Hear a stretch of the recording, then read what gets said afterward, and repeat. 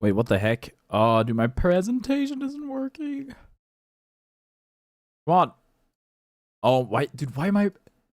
Okay, I'm in a weird ass. I'm in a weird ass view. Don't be deterred by it. It's fine. It's fine. Let me just set everything up.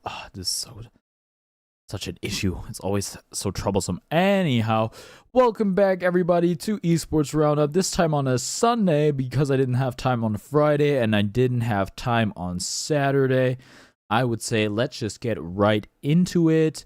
Starting with the PGL RMR 2024 Americas. Of course, this is the qualifier for the major in Copenhagen. And this is how things turned out. We have qualified Furia Esports, Imperial Esports, Playing Gaming, Complexity, and I've never heard of them before, Legacy. Alright, and then below are all the teams that are eliminated. M80, Team Liquid, Audic, Red Canids. Dude, this is so scuffed with the thing. I hate this.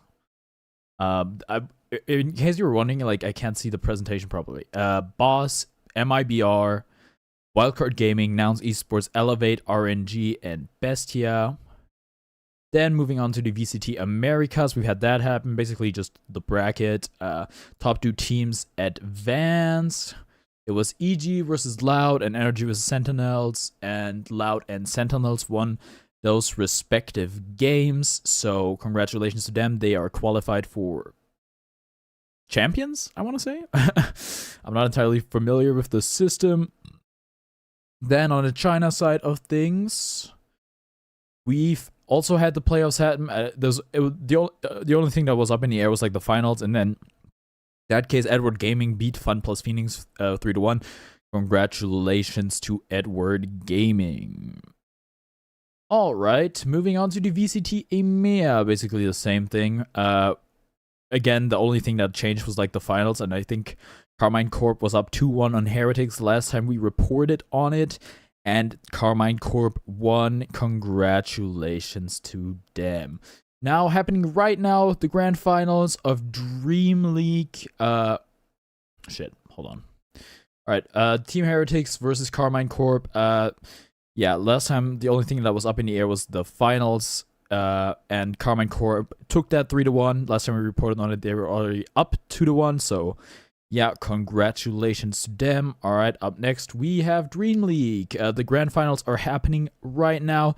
This is what the bracket looks like. We've got Team Falcons versus Bad Boom Team in the grand finals. As you can see, the group stage 2 happened. The teams that moved on were Falcons, Bad Boom, Team Spirit, Extreme Gaming, and the teams that were eliminated were Gaming Gladiators, OG, Shopify Rebellion, and Aurora. Right now, Team Falcons is up 2-0 versus Bad Boom Team, and they got a pretty big lead in Game 3 here, so it's looking like Team Falcons is gonna take this one 3-0 and win their second consecutive tournament. But that's not set in stone. All right, moving on to the LPL. We had some changes in the standings, notably Invictus Gaming moving up 4 spots. Pretty impressive. Ninjas and Pajamas moved down 3 spots. Basically, you can see all the stuff here. I'm not going to go every single team because that's going to take way too long. And then we have the LEC Spring happen. They were like, for some reason, their winter season took like a lot longer, probably because they have playoffs and stuff. Whatever. They're also now in spring, and we've had a few games played, basically 1 game each. So we have teams tied for first and tied for 6th.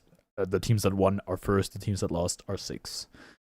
All right, and then finally we have the LCS, the League Championship Series, where we had some minor changings in the standings. Notably, Immortals is now last instead of Shopify Rebellion. FlyQuest is still first. All right, okay, now moving on to our main stories. The first one is Sea of Space Cassidy. Yes, Overwatch 2 came through with another big collab. I gotta say, this one is a pretty freaking cool one. As a big fan of the anime Cowboy Bebop, they've collaborated with Cowboy Bebop, and yeah, I think it's 5 skins. It's Spike Spiegel as Cassidy, Faye Valentine as Ash, Ed as Sombra, Jet as Moga. I've never heard of that character before. Must be new, Moga. And Ein as Wrecking Ball. In case you guys forgot, like me, I remembered once I saw it, but Ein is the dog in the anime Cowboy Bebop. Yeah, I think Cowboy Bebop, I mean, this is an esports podcast, right? But I thought, we're a little bit thin on stories, and this is gaming related. Overwatch esports is still a thing, believe it or not. We actually have another story coming up about that. And I think it's just really cool. It's not, Fortnite didn't do this, and no other like big collab gaming event was able to land Cowboy Bebop or One Punch Man, as a matter of fact, until like Overwatch did it. And yeah, they're actually pushing the boundaries. And this is like these are some skins where it's like, dude, I don't play this game. I played a bit, but I was like, hey, I might buy this, So yeah, great collab. Good job, Blizzard, I guess. All right, moving on to topic number 2. Solo's Dota 2 hours got leaked, and it's a bit of a doozy. Actually, he probably doesn't even have the most hours out of all pro players. It's just it got shown on stream how many hours he has. It's 42,000 hours. And I was like, that's not so much. That's not so much. I mean, I've got 6,000 hours in that game. It's like, 42,000 hours. You're a pro player. It says, people say you need 10,000 hours to master anything. It's like, okay. But then somebody put that in perspective for me on Twitter. Someone is like, that is about 5 years of time. 5 whole freaking years. That would be about a fourth of my life. Now, Solo, he's a little older. He's 33 years old. It would be like about a sixth of his life, which, is less, but that's a lot, man. That is a lot. So, yeah, so I don't know how I feel about this, to be honest. Maybe a bit of a wake-up call for me personally. But yeah, it definitely shows some insane dedication and what it takes to get to the top in that video game. Definitely very demanding, and you really gotta put in the time, because obviously I think he's one of the premier players of the game, at least historically. Right now, maybe not so much, but still, he's still out there. He's still competing. So yeah, make of that what you will. But 5 years, definitely an insane amount of time. And finally, for our last topic, this is a big one. Disband any percent. I actually have to pull up the tweet real quick.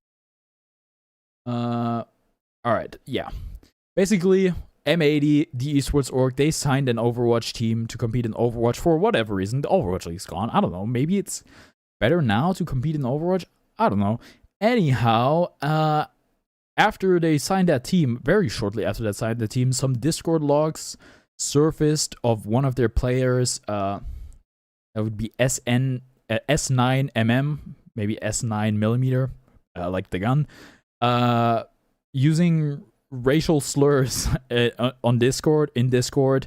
So he got kicked, and then shortly after, the whole team got dropped. So yeah, that team lasted less than 24 hours, which I believe might be a new esports record. Definitely insane innovation in the speedrun category, disband any percent. And yeah, what else is there to say? Really, they have a new Overwatch team. I've already looked at, they're competing in some other tournament, completely new team. So yeah, that team did, as a matter of fact, get dropped completely. Maybe they used the same coaches or something. I don't know. Anyhow, I think that one is pretty bizarre and kind of reflects how unstable esports is as a whole. Of course, to be dumb enough to write such stuff in Discord is insane to me, especially because this was like from, I think, 2022 and 2023. It's like, how freaking stupid do you have to be? And that's, of course, a real shame, especially for his teammates, most likely, and bad for the org, of course. But yeah, that was our big story of the week. I am just going to end stream and start a new one because it's easier than setting up everything. Thanks for tuning in to Esports Roundup. Yeah, on a Sunday this time. And I will see you next time.